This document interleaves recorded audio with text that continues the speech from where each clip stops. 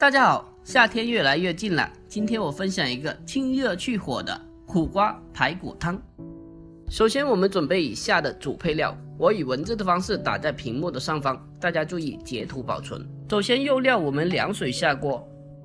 加一点的料酒去腥，水开之后我们撇去浮沫，焯水的一个目的是为了炖出来的一个汤色更加的清澈。焯水后我们捞出冲洗干净，所有的主配料处理完之后，我们依次的放入炖中，最后我们加入适量的热水，再来一点点的花雕酒，这些都是我们在酒店的一个商业版的炖汤做法。水开上气，大火炖个大概1个时辰左右，取出。苦瓜排骨汤是夏天最不能少的一碗汤，清热去火就靠它了。不用太担心苦瓜的苦味，炖到汤里之后会有一些苦甘的味道，喝起来有点苦，然而入口后会有回甘。